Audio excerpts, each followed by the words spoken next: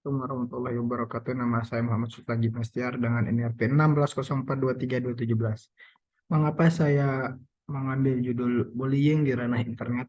Karena itu merupakan tema kelompok saya dan juga mengapa di ranah internet itu karena seperti yang kita ketahui semua, bullying sering terjadi di ranah internet seperti di media-media sosial.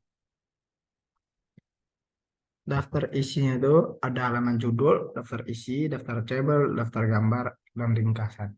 Bab satu pendahuluannya ada latar belakangnya, rumusan masalah dan tujuan. Bab 2 ada tujuan pustaka yang berisi seluruh referensi yang menunjang ide dan gagasan saya. Bab ketiga gagasan. Bagian gagasan berisi uraian tentang ada persoalan pencetus gagasan, solusi yang menjadi konten ilmiah artikel, pihak-pihak yang dipertimbangkan dapat membantu mengimplementasikan gagasan dan peran atau kontribusi masing-masingnya. Dan juga langkah-langkah strategis untuk merealisasikan gagasan sehingga dampak sistematis yang diharapkan tercapai. Kemudian ada kesimpulan di bab keempat dan referensi. Daftar gambarnya pertama, ini ada contohnya, salah satu contoh pembulian yang terjadi di ranah internet. Bisa dilihat di gambar tersebut, selebgram Rahmati KK yang dibully dengan menyerupai hewan. Kemudian ringkasan itu, bullying ada merupakan salah satu jenis kekerasan yang bersifat spesifik dan terjadi di berbagai konteks seperti di dalam keluarga, di sekolah, dalam pergaulan dengan teman sebaya, dan dalam masyarakat. Bullying juga dapat terjadi di ranah internet atau yang biasa kita sering dengar disebut cyberbullying. Cyberbullying merupakan tindakan masalah serius yang memerlukan penanganan lebih lanjut, baik penanganan yang bersifat kebijakan ataupun kode etik yang disepakati bersama. Kebanyakan pelaku bullying memiliki kesadaran penuh terhadap apa yang ia perbuat dan rasa dominan yang tinggi. Korban bullying sendiri lebih banyak diam dan membiarkan perbuatan bullying terus-menerus menimpa dirinya karena yang mereka merasa bahwa mereka tidak memiliki kekuasaan untuk menghentikan. Jenis-jenis bullying di jejaring media sosial antara lain ada Instagram, Facebook, WhatsApp, Google, YouTube, Twitter, dan lain. Untuk mencegahnya sendiri, dapat dilakukan langkah-langkah strategis seperti meningkatkan kesadaran edukasi tentang bullying dan cyberbullying.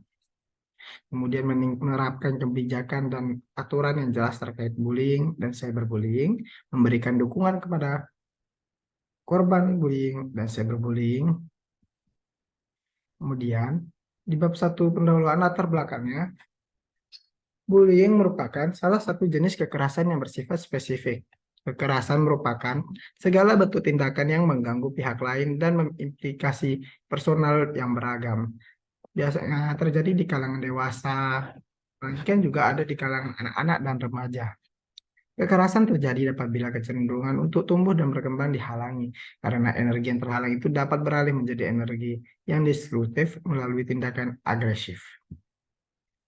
Kekerasan merupakan setiap tindakan yang mengganggu orang lain, baik fisik maupun psikologis. Kekerasan mengandung tindakan yang dilakukan dengan pemaksaan, kemarahan, kejengkelan, maupun frustasi yang semuanya merupakan bagian dari emosi negatif yang kuat. Kekerasan merupakan bagian dari konflik dan tragedi kemanusiaan yang memerlukan penjelasan sosiohistoris. Bullying, itu cyberbullying, dapat bersifat individu dan kolektif yang dilakukan oleh sekelompok orang dengan berbagai bentuk. Bullying mengilustrasikan terjadinya pelanggaran terhadap aturan sosial yang berlaku di masyarakat. Bullying terjadi berbagai bentuk, ada verbal bullying yang merupakan kata-kata ucapan, seperti contoh gambar di atas tadi. Physical bullying itu tindakan fisik dan emotional bullying fisik. Seksual bullying yaitu seksual dan cyberbullying yaitu bullying yang berada di internet ranah internet atau di dunia maya. Pada masa lalu bullying lebih sering bersifat fisik dan komunikatif, namun saat ini bullying sering sekali bersifat simbolis dan tersembunyi. Bullying terjadi dalam berbagai konteks karena dapat terjadi dalam keluarga, di sekolah, dalam pergaulan dengan teman sebaya, dan dalam masyarakat. Kebanyakan pelaku bullying itu memiliki kesadaran penuh seperti apa yang dikatakan pada ringkasan tadi.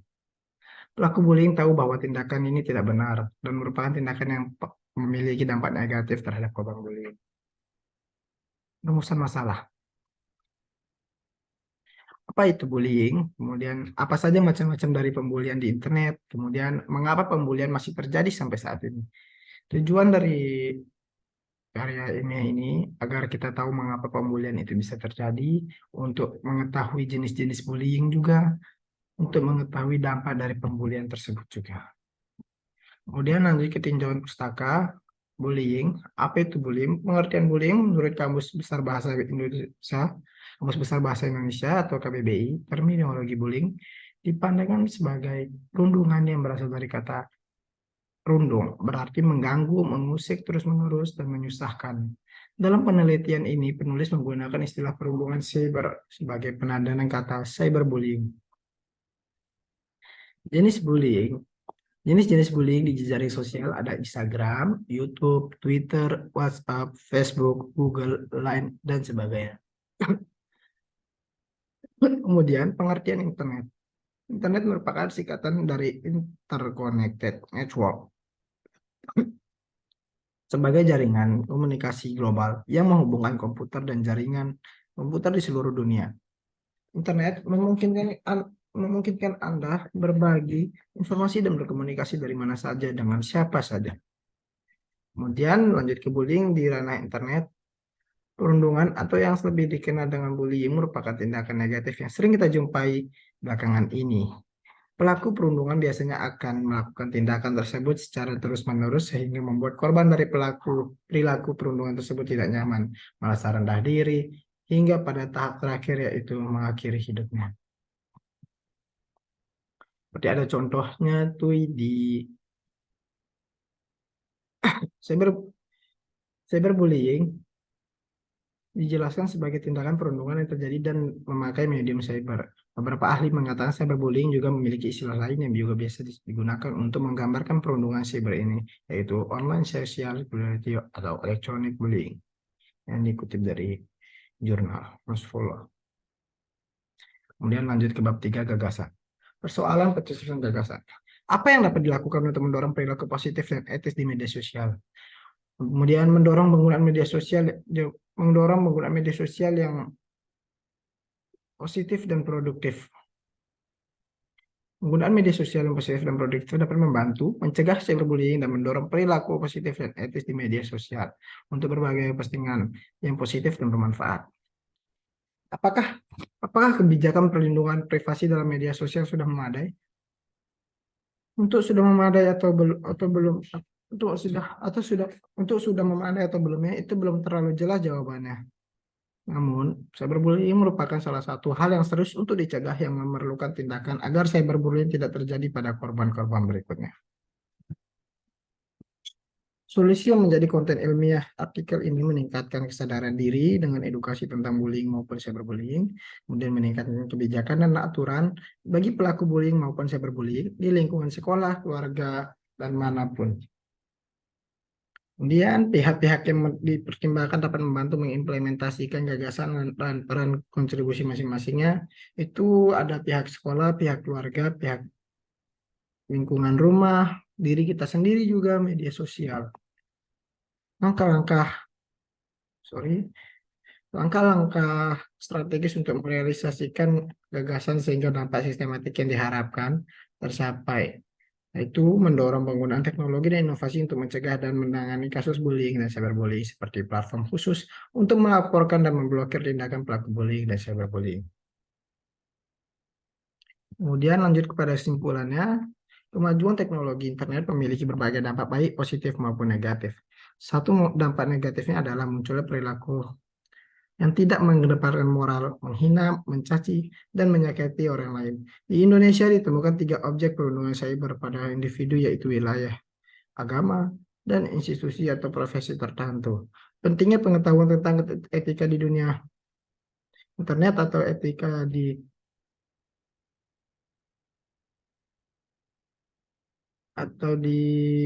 Indonesia ditemukan 3 objek perundungan cyber pada individu, yaitu wilayah, agama, dan institusi dan profesi tertentu.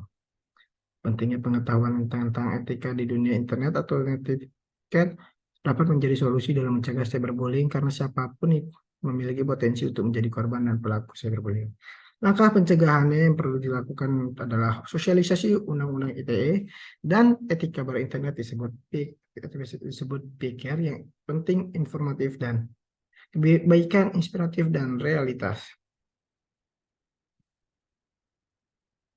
Kemudian lanjut daftar pustakanya. Saya dapat referensi dari sini juga, jurnal-jurnal yang ada di daftar pustaka yang saya tulis ini. Sekian, Assalamualaikum warahmatullahi wabarakatuh.